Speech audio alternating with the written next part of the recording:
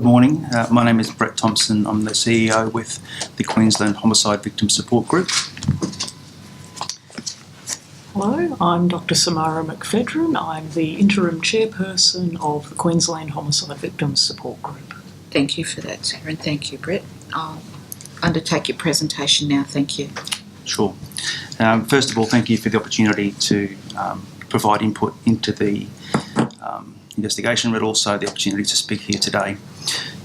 Our organisation represents the interests of people who have a lived experience of homicide, but in terms of, our input in relation to this program is that it's looking more at the early intervention across imprisonment and recidivism in general. We understand that when people are charged and sentenced for homicide, that there's certainly longer sentences along those lines, and we can sort of refer to, the process of release into community a bit later on. Our focus, which both myself and Dr. McPhedran have discussed and have a strong belief in, is that the term early intervention is one which is of prevention and not a curative. In terms of health promotion, when we look at, for example, the prevention of lifestyle diseases, we don't wait until we have characteristics of that disease showing. We know what risk factors are, and we try and educate people around those risk factors so that they're not going to engage in those unhealthy practices, and maybe then also encourage others to do the same. It's not the case that health promotion, in primary health promotion, is about identifying those who've started the behaviour and trying to overcome it. That's a far more difficult process. So in terms of early intervention with criminal activity, we feel that early intervention involves intervention in the formative years of a person's life. The government has a concern, of course, at the moment that there's a overpopulation in prisons, which is causing difficulties. We know that there's a high rate of recidivism, particularly in those prisoners who are in for shorter periods of time, and that we need solutions relatively quickly. Our proposals are not based on short-term solutions. They are based on long-term structural changes with a different philosophy on how we address criminal activity, which has to be focused on the holistic view of a person rather than a simple action of criminality.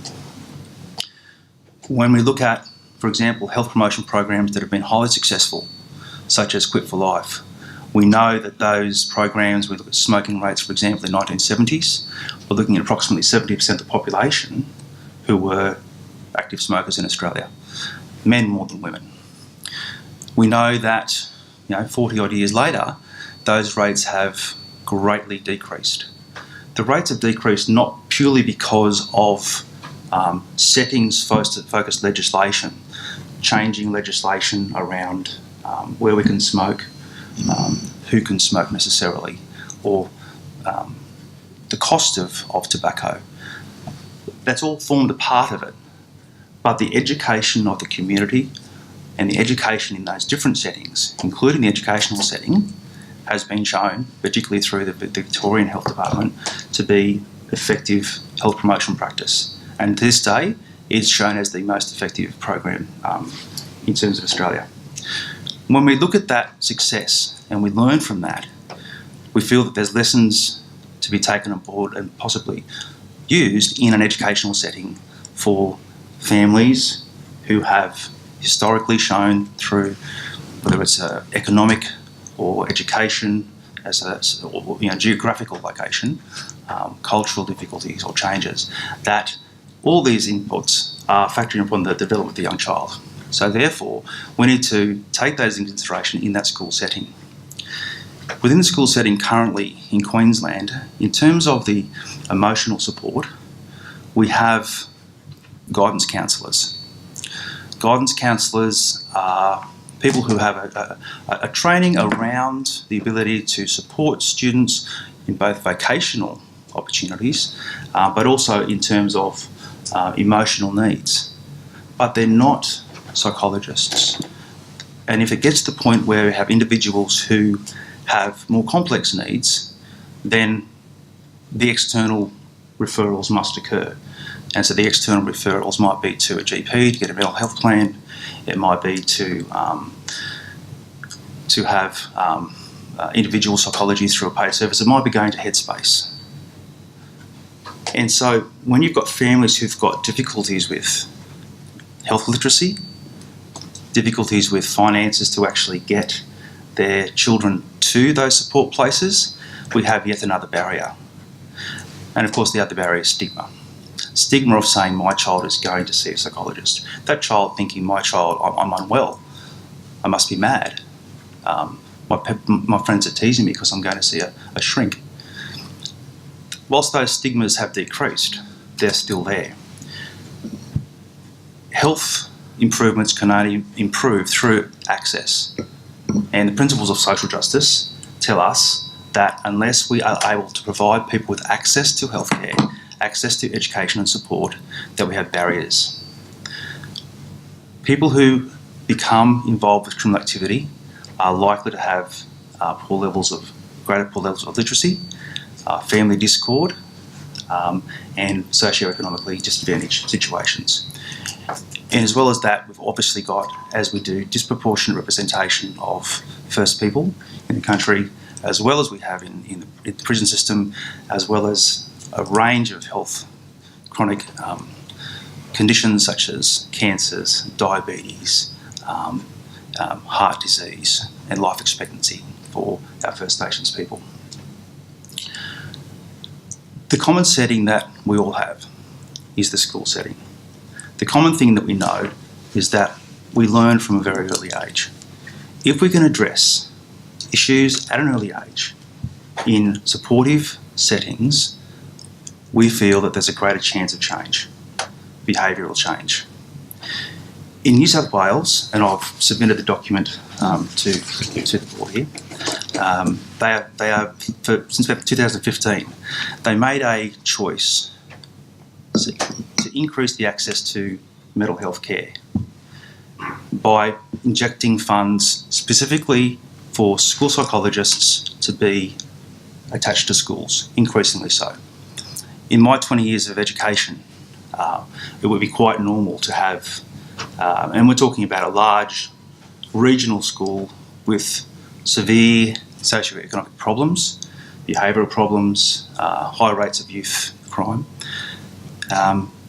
We had a couple of psychologists who were part-time, working across feeder primary schools into the high school, and therefore trying to get a child to go to that psychologist in the school setting, which is the most convenient for families because of the barriers for travel or transport and logistics. And so sometimes you just give up. The child wouldn't do it. But it wasn't consistent, and we're talking about high school. We need to get earlier than that. The concept of getting people with the correct skills, to be able to form programs which are tailored to address social inequities and criminal behaviours, would involve the use of psychologists, would involve the use of talented school practitioners, not necessarily school administrators who are given a job in head office to write a program because they've forged their way through the game of political ascendant. We need to be able to instead pick out the best teachers who are enthusiastic, who are absolutely there for the kids, as most teachers are, and place them with criminologists and place them with psychologists in the planning phases of our education systems in Queensland to come up with ways that we can intervene early. How do we identify these children coming through? Who aren't we talking to? What don't we understand about that? In my education as a teacher, in 4 years, there was not one single moment that there was a discussion or an awareness or a preparation for dealing with kids who came into the school with criminal backgrounds in their families. We were completely unprepared and unaware So how did we deal with that? Well, if they were really naughty, you could send them to the head teacher. And then when it became a head teacher and they were really naughty, then you try and work with them and set some parameters and set some rules. And if that didn't work, you'd send it to the deputy principal. And when it became a deputy principal, it would be looking at, okay, is this kid going to risk the education of other children? How do we get the support? There might be some support services or a part-time vocational officer travelling around the region. But essentially, you had very limited abilities. So the outcome for those students who were more difficult, or the too hard basket, was expulsion. Where are those students going to be? We generally have it at expulsion, followed by continued criminal activity, followed by welcome to Her Majesty's service. Unless there's a true bipartisan effort to change the way the education system is addressing the needs of these children, this problem will continue. The jails will continue just well. Prevention is not waiting for it to occur. Prevention is stopping it occurring in the first place. We're never going to get it right all the time.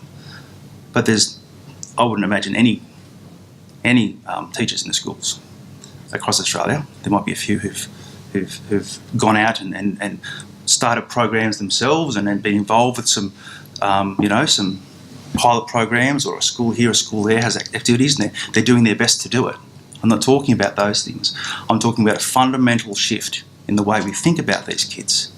Unless we start in those preschool areas, which is what New South Wales is doing, they're putting psychological support through direct funding into preschool ages. I spoke with one of my old uni mates today, who's the deputy in a New South Wales school. He said, yeah, this is what they're doing. They're going right back to there. Results will take a while in terms of, is it working? But surely long-term thinking is the same concept as global warming. Just because it's not going to work tomorrow doesn't mean that we don't have a red-hot shot at it. But there has to be political will. Unless there's political will, it will of course never happen. And that was, in the report, the submission that we put through, that it can't be we build more jails. If the concept is that we keep the system the same, then build more jails.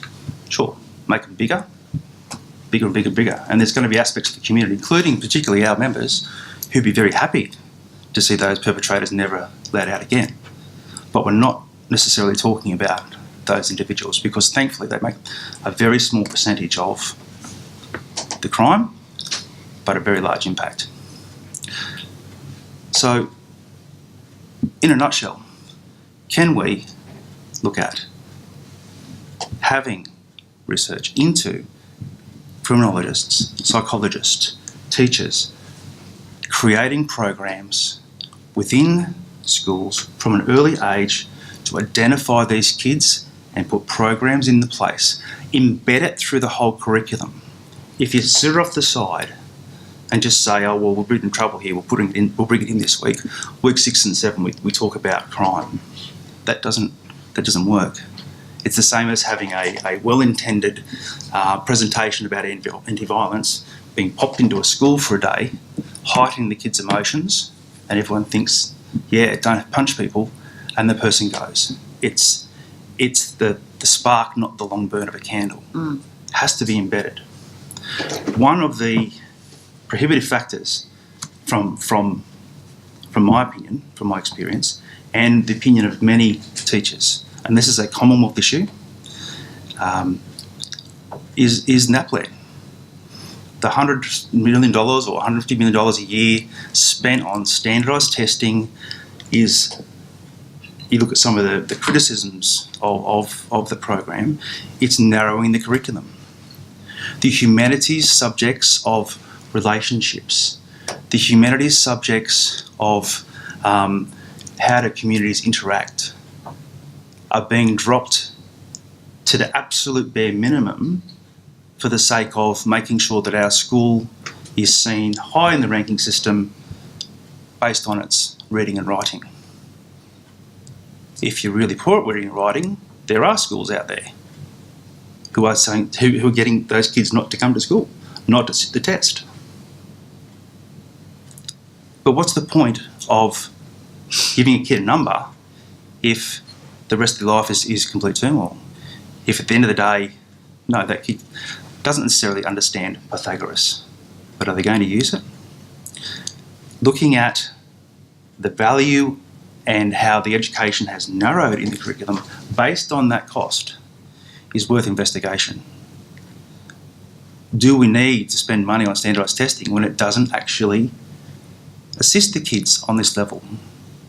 No kid's going to come out of that test, in that plan, and say, that's great, I'm not going to break into that place tomorrow night. It's nothing for them. Many parents will say to their kids, don't worry about that, it's just a test. And I agree. I see no value in it at all as a previous educator. I'm speaking that personally, not from the organisational point of view, I must say. But unless we actually broaden that back out and embed these health and wellbeing aspects into our schools and give greater opportunity to vocational education and give opportunities for kids to learn what they want to learn, then we're going to box kids into things where they don't fit and they will not feel connected to their schools. If you don't feel connected to the school you're going to, it's the same feeling as we feel if we're not connected to the sporting club that we join or connected to the organisation that we work for. And we know that if we're not connected to the organisation we work for, or the family we live in, or the sporting association that we're involved with, what do? We leave. We're not interested because we're not congruent. It's not congruent with our values. So we need to make it more relevant. Relevant is not sitting down and doing a test like a pigeon or a lemming. It's about tailoring things so we actually look after our kids. I'm not saying for a second that teachers don't care. I really cared. But I got to the point where I thought, I don't any longer fundamentally have faith in the curriculum. And that, again, that's my personal point of view, not an organisational one. I make that very clear. Otherwise I get in trouble with my boss. I think I've probably got my message across. Thank you. Dr. Samara, do you have any comments you'd like to make yourself? I will add to some of these points. In the interests of full disclosure, I do wear a few different hats. Mm-hmm. One of those is that I'm an academic working specifically in the field of violence prevention. A fundamental message underlying not only the points that Brett's raised about school-based programs, but about prevention more broadly. We absolutely recognise that this requires a comprehensive whole-of-person, whole-of-life approach. And if I can shift the focus outside schools, firstly to early childhood, yes, our organisation specifically works around homicide. What we know, however, from the research is that a notable proportion of homicide offenders have a background that looks very similar to many other criminal offenders. We know that there are shared characteristics and risk factors for particularly for violent offending, that go back, even in some instances, pre-birth. We have also seen that early intervention programs that work very closely with at-risk families can, when implemented and resourced properly, be very effective. And of course, we recognise that there are challenges with that. These programs are long-term, they are intensive, they do require resources and long-term political commitment.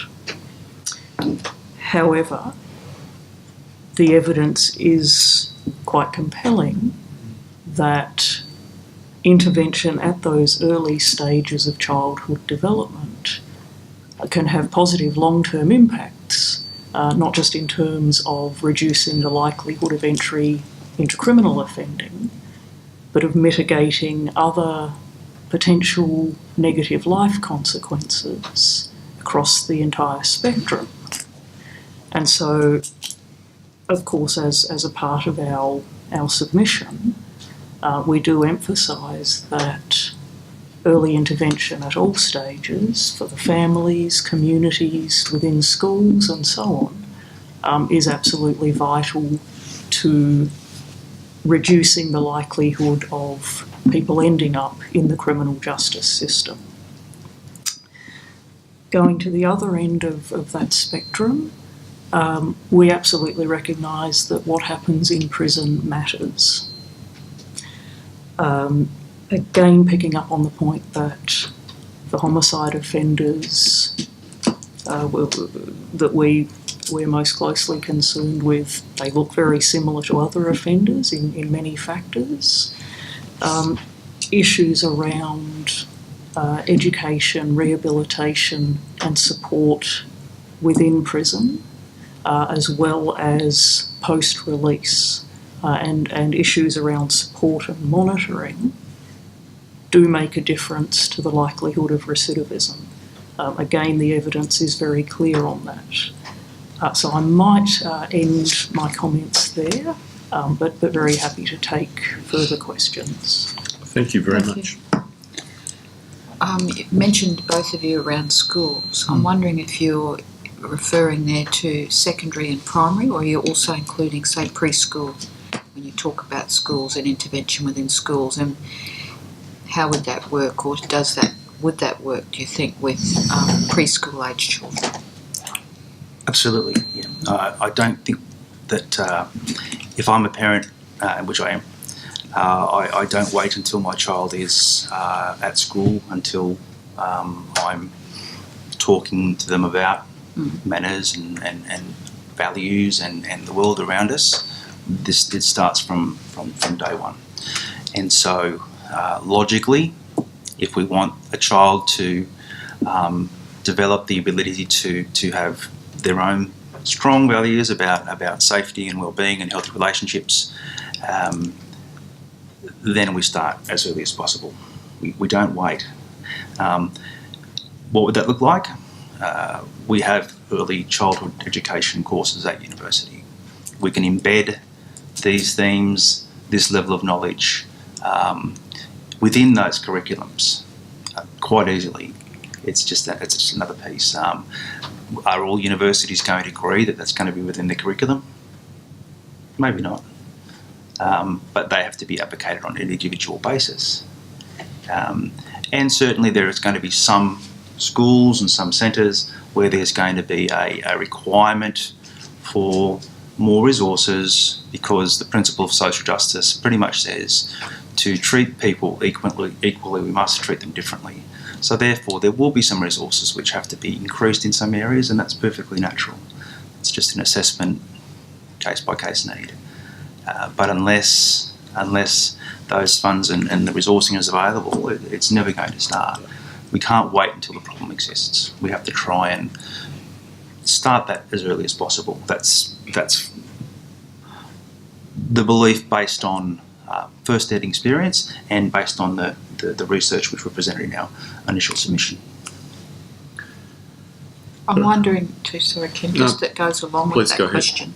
Just that it goes along with that question. And one would be, probably a comment, and then I've got a question. Is a comment about curriculums, and in a sense some of that is determined by the regulatory bodies of what constitutes a teacher at the moment, and what that requirement is in different states and territories and jurisdictions. So it might be just, you may have already undertaken this as an organisation, but to work with the regulatory bodies that dictate some of the curriculum in terms of mandated curriculum content. The second part is, do you think that whilst you're positioning that this is a good idea in terms of schools to have these roles, whether they be early childhood, primary and secondary, could similar roles be held by organisations that work and complement schools' work. Might be things that are after school care programs, could be vacation care programs, could be, I'm just thinking off the top of my head, could be things like police youth clubs, where they're quite structured, organised, and mostly have also people that are qualified, that would be subject to curriculum or qualifications frameworks. I think it's clear that schools cannot work in an isolated fashion. Schools are representative of the community of which they're serving, and so therefore there needs to be community action on that. And when you look at the Ottawa Charter of Health Promotion, one of the key action areas there is strengthening community action. So therefore, yes, it can't be, when we're talking about embedding this into the curriculum, you can't isolate the community. The schools must respond to community needs. And if they don't, then they're not being effective. You know, they work with high schools, work with feeder schools, primary schools. The primary schools work with the early education. And so the communication lines are already there. And you've got parents coming into that situation. So yes, you've got absolute support possible from those communities. It's just, it can't be isolated. And from those community groups. Absolutely. If I could just add to that, I do want to emphasise that we chose to give school-based programs primacy as an example, because that's an area where very practical changes can be made. But it is absolutely crucial, and we fully recognise this, that no one agency, institution, or otherwise be given responsibility for trying to implement violence prevention and prevention of entry into the criminal justice system. One of the real challenges in this field, and again, I'm sure I'm not saying anything that others haven't already said, but early intervention and prevention throughout the life course typically is not collaborative, it's piecemeal, it's ad hoc, it's short term. What we strongly suggest, however, is that effective intervention programs at any stage of the life course, whether that's for families of very young children, whether that's for youth who've already started offending, or whether that's, for that matter, for adults who are returning to the community post-incarceration.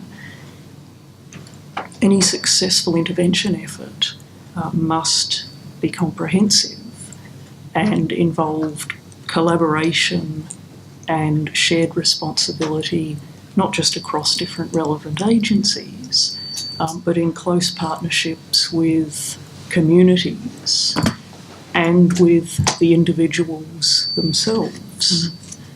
So we certainly recognise this and really reiterate the need for comprehensive programs that are based around the specific needs of individuals, families, communities, and different locations. There's no one-size-fits-all.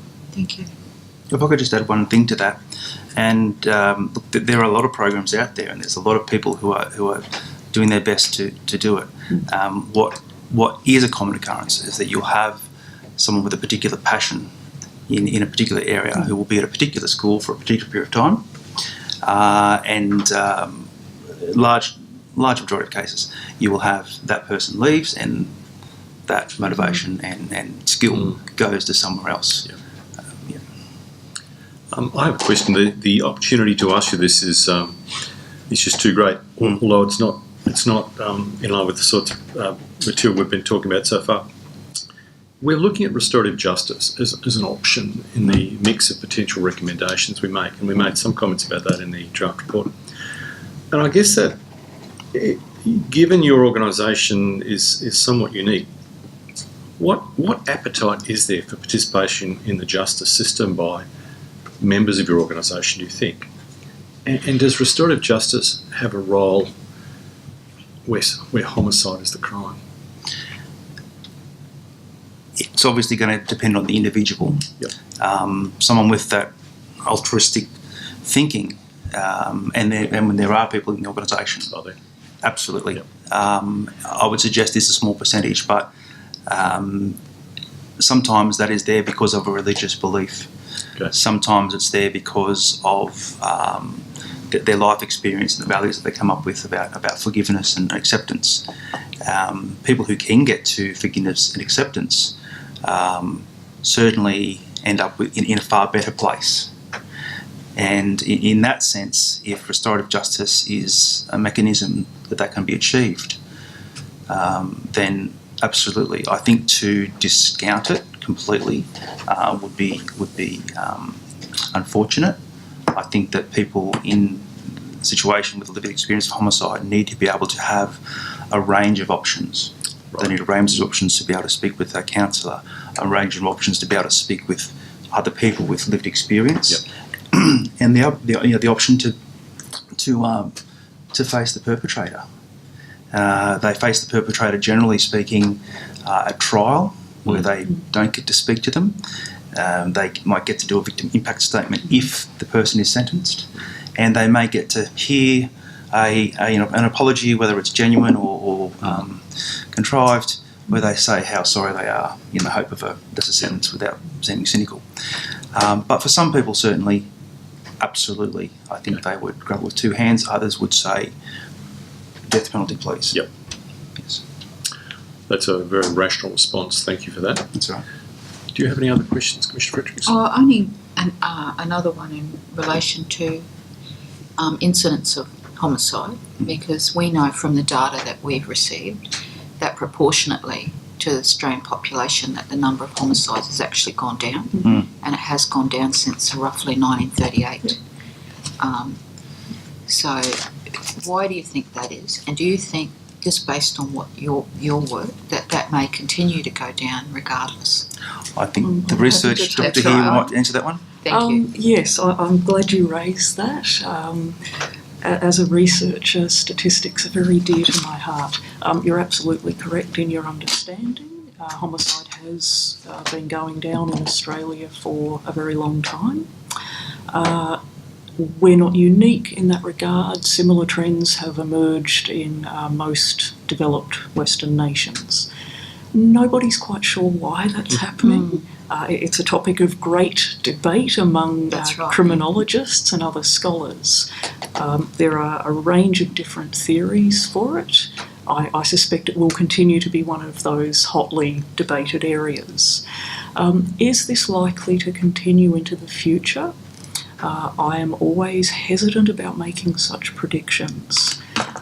The pertinent observation I would make is that we recognise from an organisational perspective now, yes, we are talking about a very, very small percentage of all violent offenders. Homicide is a rare crime.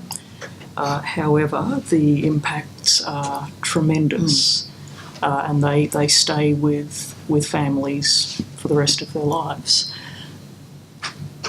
From an organisational perspective, I should highlight that, and perhaps you'd want to comment a little further on this, Brett, but many of the people we provide support to are families and friends who've lost loved ones. They will seek and require support for a very, very long period of time. So even though each year we have a small number of homicide offences in Queensland, the impacts are cumulative over time. So we do always, unfortunately, have a growing number of members who we support. I'm not sure if that answers your question. No, that's fine. I was just wondering what your take on it is, that's all, because I saw that data and was quite surprised, and I thought, why is it that we perceive, in a sense, that there's more homicides in our current time, in our contemporary times, than previously? And just talking around our team. You know, we look at social media, Yes. TV, news, Absolutely. TV reports, localised news. Absolutely. Sometimes generates the understanding that Yes. there's lots more homicides in our community than we realise. And when I saw that the high point was in 1938, and we cross-matched that to some policy changes around, you know, crackdowns on crime, you can actually see spikes and things going Yes. around too. So it was just interesting finding from my perspective and trying to understand what your thoughts might be around that from both of you. Thank you. It is a fascinating Yeah. question. I That agree. is. Thank you. I don't have anything further. I have no further Commissioner. questions. Are there any comments from the floor from anybody out there? It looks... Oh, yes, we do. Thank you. Please remember to say your name and organisation you're from. Thank you. Nick Takabadi, work research. Okay, my wife is an early childhood teacher. So when I started working in the prisons, she said, "Oh, I start with them when they're young, and then those ones that I failed to fix, you go to the prisons to them." I strongly believe in early interventions because a lot of interactions in my work and one-on-one, you find that I always see the good in people, because when I work in prisons, I even try not to know what crime people committed when they came in, and just unless they volunteer it. And you find that a lot of it really goes back to something that could have been prevented at the early age. Now, something that I've picked as common in your presentation, and Sarah who presented earlier, as well as the people from Together Queensland, is that element of the need for collaboration and not having a piecemeal solution to things, as well as an element of the need to treat people differently, you know, in terms of reacting to their needs.